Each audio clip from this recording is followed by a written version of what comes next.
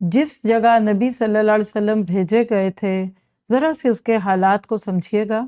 محمد عربی صلی اللہ علیہ وسلم کی سیرت کا وہ حصہ شروع کرنے لگی ہوں کہ جن حالات میں آپ کو دنیا میں بھیجا گیا، بلکہ یہاں ہم بات کریں گے اس کی کہ نبی صلی اللہ علیہ وسلم کس ماحول میں دنیا میں بھیجے گئے تھے۔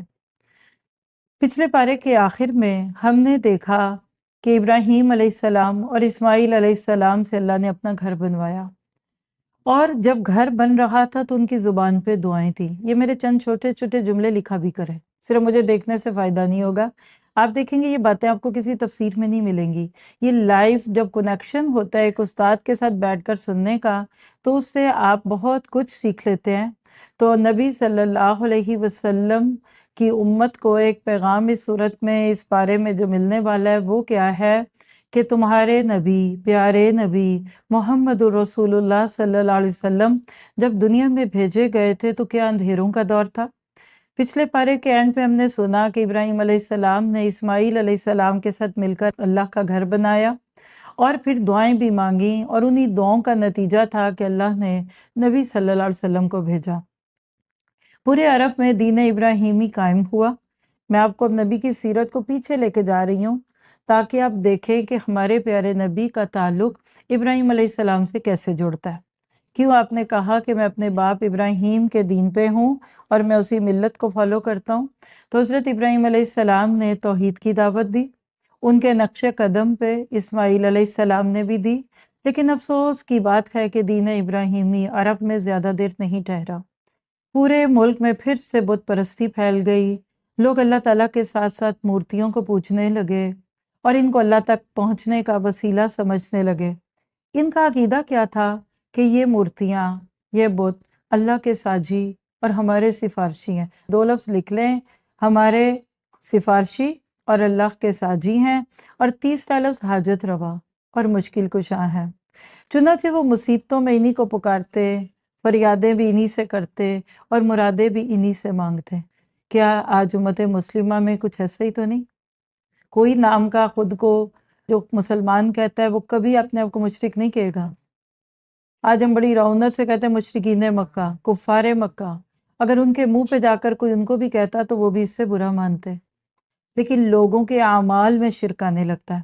آج انڈو پاک کلچر کے مسلمانوں کو اگر دیکھیں تو بہت ملتے جلتے ہیں اس دور سے۔ چونکہ حضرت ابراہیم علیہ السلام خالص توحید کے داعی تھے، شرک اور بت پرستی سے بیزار تھے، لیکن یہ لوگ ان کو بالکل بھول گئے اور مورتیوں کے پجاری بن گئے۔ لیکن یاد رکھیے ایسا ایک دم نہیں ہوا۔ گھر ایک دم گندا نہیں ہوتا، کپڑے ایک دم گندے نہیں ہوتے۔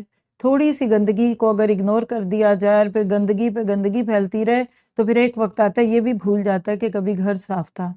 بالکل ایک لمبا زمانہ گزرا، نہ جانے کتنی صدیاں بیت گئیں، نہ جانے کتنی نسلیں گزر گئیں، تب کہیں جا کر شرک کے پیر جمے۔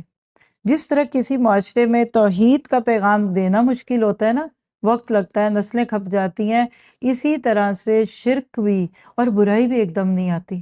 آج اگر ہم امت مسلمہ کا بگاڑ دیکھتے ہیں تو ہم ایک دم نہیں بگڑے، ہمیں بھی بگڑنے میں 400 سال لگے ہیں۔ اس وقت امت مسلمہ جس بگاڑ کا شکار ہے، اگر یہ علماء نہ قائم رہتے، آج کتابیں نہ ہوتی، داعیے دین نہ ہوتے، تو ہم بھی نہ جانتے کہ پیارے نبی کا دین کیا تھا۔ تو لہٰذا یہ شرک آیا کہاں سے، بت پرستی کو فروغ کہاں سے ملا؟ یہ بات لمحہ لمحہ ہوئی۔ بات یہ تھی کہ ابراہیم اور اسماعیل سے عربوں کو انتہائی درجے کی عقیدت تھی۔ یہ بالکل ایسی ہے جیسے آج ہمیں اللہ کے نبی سے اور صحابہ کرام سے عقیدت ہے۔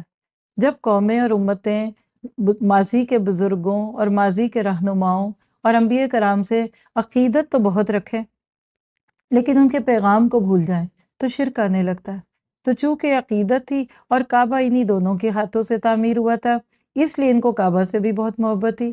پھر یہ محبت اسی تک محدود نہ رہی، اس کے ارد گرد جتنے پتھر تھے وہ بھی ان کے نزدیک محبوب اور متبرک بن گئے۔ جیسے حجر اسود کی بات کر لیجئے۔ اب ہوتا کیا کہ جب مکہ سے باہر جاتے، چاہے کاروبار کے لیے جاتے، روزگار کے لیے جاتے، تو کعبہ کا ایک پتھر وہاں لے جاتے۔ ایسی محبت میں، جیسے ہم کہیں کسی ملک سے آتے ہیں تو وہاں کی مٹھائی جلیبیاں لے آتے ہیں، باہر سے جاتے ہیں تو چاکلیٹس لے جاتے ہیں، سووینئرز بننے لگے۔ یعنی اب آپ سنیں گے کہ اسلام کیوں بت پرستی کے خلاف ہے، اسلام کیوں تصویر کے خلاف ہے، اسلام میں تبرک کا ایک بہت ہی زیادہ کنزرویٹو قسم کا کانسیپٹ ہے، لیکن قومیں اسی طرح بگڑتی ہیں۔ آج اگر کوئی باہر جائے اور وہاں سے اسٹیچو آف لبرٹی لے آئے تو کچھ سالوں بعد اس اسٹیچو آف لبرٹی کی پوجا ہونے لگے گی۔ اور مجھے اس ٹرپ میں پاکستان میں کسی نے بتایا کہ ایک نئی جو بھی کوئی کمپنی بنی یا علاقہ ہوا تو انہوں نے وہاں لگا دیا، اور پتہ نہیں کیا کچھ تھا، یہاں بیٹھ کر تو دل ہی نہیں کرتا بتانے کو۔ وہ تو صرف اس لیے وہاں کہیں ایجپشن کلچر دکھاتے ہوئے فرعون کے دور کے بت لگا رہے ہیں کہ لوگ اٹریکٹ ہوں کہ ہم ایک نئی چیز لے رہے ہیں، لیکن اگلے 10 12 20 سال میں ہو سکتا ہے ادھر کوئی مزار بن جائے، قبریں بن جائیں۔ وہ پتھر کے کیوں لے کے جاتے تھے مکہ کے؟ لکھ لیں، کہتے تھے اس سے سفر میں برکت ہوگی اور مقصد میں کامیابی ہوگی۔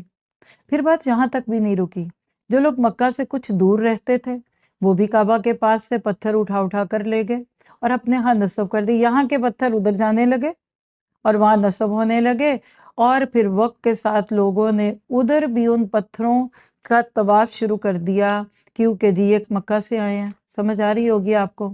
سووینئرز یہی کچھ کرتے ہیں، جب آپ باہر کے ملکوں کے سووینئرز لا کر اپنے ڈرائنگ روم کے شیشوں کی الماریوں میں لگا دیتے ہیں، تو یہی کیفیت کچھ وہاں تھی۔ نتیجہ کیا نکلا کہ وہ کعبہ کی طرح ان کا طواف کرتے اور حجر اسود کی طرح اس کو بوسہ دیتے۔ اس طرح وہ عقیدہ جس کے خلاف ابراہیم علیہ السلام نے مستقل جہاد کیا، عرب میں پھر لوٹ آیا۔ پھر ایک بات اور ہوئی جس سے یہ عقیدہ اور تیزی سے پھیلا۔ آتش فشاں پہاڑ پھٹتے تو لاوے کی شکل میں جو پتھر نکلتے تھے، ان کے بارے میں عربوں میں ایک تصور آنے لگا کہ یہ ٹوٹے ہوئے تارے ہیں جو آسمان سے زمین پر گر گئے، اور یہیں سے وہ پتھر مقدس سمجھے جانے لگے، کیونکہ بعض قومیں ستاروں کی عظمت کے قائل تھے، لہٰذا اب آسمان سے ستارے تو ٹوٹ نہیں سکتے تھے، تو لاوے کی صورت میں جو پتھر پھٹتے باہر، اس کے بارے میں سوچ لیا کہ یہ انہی کے کچھ اوتار ہیں۔ آج بھی ایسی ہی کچھ کہانیاں آپ کو ہندو مذہب میں دکھیں گی۔ لہٰذا جن پتھروں کے بارے میں ان کو یہ گمان ہوتا کہ یہ ستاروں سے ٹوٹے میں، وہ ان کو بھی متبرک سمجھتے، ان کی تعظیم کرتے۔ پھر عظمت کا یہ تصور تھوڑا اور آگے بڑھا تو آہستہ آہستہ اس کی پوجا شروع ہونے لگی۔ ایک جملہ لکھ لیجئے، جو نہ خوب تھا وہی خوب ہوا، کہ غلامی میں بدل جاتا ہے قوموں کا ضمیر، نسلوں پر نسلیں گزرتی رہیں، یہاں تک کہ یہ عقیدہ بالکل پختہ ہو گیا۔ چنانچہ اب کوئی بھی پتھر مل جاتا، وہ خوبصورت اور بڑا دیکھنے میں اچھا ہوتا، اس کی ساخت میں کوئی نیا پن ہوتا، جو کسی مخلوق کی شکل سے مشابہ ہوتا، کوئی کسی اونٹ سے ملتا جلتا ہے، کوئی کسی اور سے اس کی شبیہ ملتی ہے، تو اس کی عظمت ان کے دل میں بیٹھ جاتی اور اس کو پوجنے لگتے۔ پھر ایک اور قدم آگے بڑھا کہ چلو یہ تو قدرتی پتھر ہے نا، اب ذرا سے ان کو تراش لیتے ہیں، خود اپنی پسند کے مجسمے بناتے اور جس بزرگ یا دیوتا سے چاہتے اس کو منسوب کر دیتے، جو دل چاہتا ان کے نام رکھتے، پھر ان کو ایک جگہ نصب کر کے ان کو پوجنا شروع کر دیتے، عقیدت اور محبت میں ان پر نذرانے چڑھانے لگتے اور ان کے نام پر منتیں ماننے لگتے۔ ان کا خیال تھا کہ اس طرح وہ دیوتا اللہ کے ہاں سفارش کریں گے، بگڑے ہوئے کام بھی بنا دیں گے اور آخرت میں ذریعہ نجات بھی ہوں گے۔ مکہ میں سب سے پہلے جو بت داخل ہوا اور صحن کعبہ میں نصب ہوا وہ ہبل تھا۔ عمر بن لحی نام کے ایک شخص نے یہ بت لا کر نصب کیا تھا۔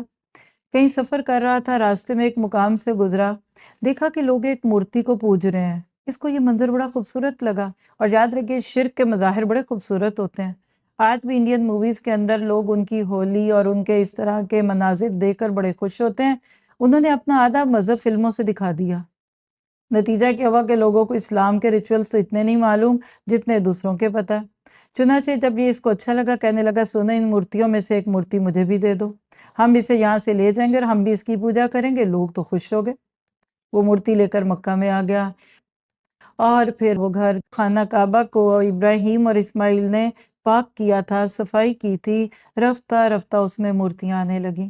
ان مورتیوں میں سے دو مورتیاں بڑی معروف تھیں، ایک کا نام تھا اصاف اور دوسری کا نام تھا نائلہ۔ یہ زمزم کے کنویں پر نصب تھی، کیونکہ اس وقت وہ بالکل پٹ چکا تھا اور بہت سارے لوگ تو اس کے نام سے بھی واقف نہیں تھے۔ پھر ایک اور بری رسم شروع ہوئی۔ حج اور عمرے کا جو تصور خانہ کعبہ کے ساتھ تھا ہر دور میں رہا، تو جب قبائل اپنے علاقوں سے کعبہ کی طرف آتے نا تو اپنی مورتیاں لے آتے، یہ ذرا ہماری بھی ادھر لگا دیجئے۔ آج کئی ہمارے ناسمجھ لوگ ایسے ہیں، عمرے اور حج پہ جاتے ہیں دھاگے باندھ آتے ہیں، یہ ذرا میری ادھر ڈالا نہ کچھ وہ کر دینا، اور اس طرح کی کہانیاں۔ تو اس طرح سے ادھر ادھر کے علاقوں میں جو مختلف چیزیں تھیں بتوں کی اور مورتیوں کی صورت میں، وہ ساری بھی وہاں نصب ہونے لگی۔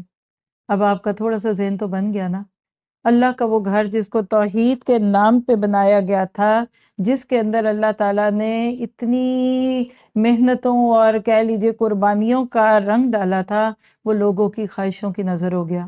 اب ذرا سے اس کو لے کر آج امت مسلمہ کی رسم و رواج کو دیکھیے، ہماری شادی بیاہ کی رسمیں ہوں، وہ مہندی اپٹن تیل کی رسمیں ہوں یا کچھ اور ہوں، ہر رسم کے پیچھے یاد رکھے کوئی شرک ہوتا ہے۔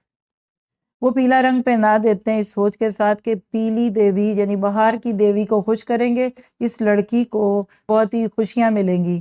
ہم یہ نام بھی سوچیں لیکن ہمارے ساتھ معاملہ کچھ اسی قسم کا ہے۔ تو بہرحال اصاف اور نائلہ کے ساتھ ساتھ پھر کچھ اور مورتیاں آئیں جن میں معروف نام تھے عزا، یہ قریش کی سب سے بڑی مورتی تھی۔ پھر لات، طائف کے قبیلے ثقیف کی مورتی تھی۔ منات، مدینہ میں دو مشہور قبیلے تھے اوس اور خزرج، یہ ان کی مورتی تھی، اور اس کے علاوہ کچھ اور مورتیاں تھیں۔ یہ وہی گھر تھا جسے ابراہیم اور اسماعیل نے اپنے مقدس ہاتھوں سے بنایا، بڑی آرزوؤں اور تمناؤں سے بنایا تھا، جس کے بنانے میں اپنا خون پسینہ ایک کیا تھا۔ کیوں کہ یہ اللہ کا گھر توحید کا مرکز بنے گا، لیکن قوم نے ساتھ نہ دیا اور یہی خانہ خدا بت خانہ بن گیا، یہی مرکز توحید منبع شرک بن گیا۔ لوگوں نے ابراہیم علیہ السلام کا دیا ہوا سبق فراموش کر دیا۔ اب انہیں یہ تک یاد نہ رہا تو کبھی اس گھر سے توحید کی صدا بلند ہوتی تھی، بلکہ اب ان کے لیے یہ تصور بھی دشوار ہو گیا تھا کہ بت پرستی کے سوا کوئی سچائی ہو سکتی ہے۔ جس باپ نے بتوں کے خلاف بغاوت کر کے پوری قوم کی دشمنی مول لی تھی، اب اسی باپ کی اولاد بتوں کی پاسبان بن گئی۔ کیا میرے یہ جملے سنتے وقت آپ کا ذہن آج اپنے لائف سٹائل پہ نہیں چل رہا؟ ہماری وہ نسلیں جہاں اسلام نہیں اور جہاں سے اسلام آپ کو مل نہیں رہا، وہ کیا آنے والے وقتوں میں سنت طریقوں کو اپنائیں گی؟ تو یاد رکھیے، محمد عربی کے دور کی باتیں کریں یا اس کے بعد کی باتیں کرتے جائیں، یہ ذہن میں رکھیے گا، بگاڑ ایک دم نہیں آتا۔ آج کے دور کا جو بگاڑ ہے یہ ہمیں آنے والے دور کی جہالت کی خبر دے رہا ہے۔ انشاءاللہ اگلے پارے میں اسی کا اگلا حصہ کروں گی، ہم آہستہ آہستہ نبی صلی اللہ علیہ وسلم کے آباء و اجداد تک آئیں گے، آپ کے لینیج کو دیکھیں گے۔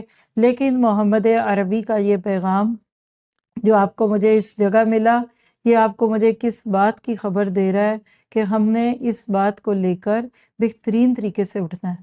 آج کی یہ محنتیں، آج کی یہ کوششیں جو دین کے لیے آپ اور میں کر رہے ہیں، یہی اس بارے میں ہمیں پیغام ملے گا۔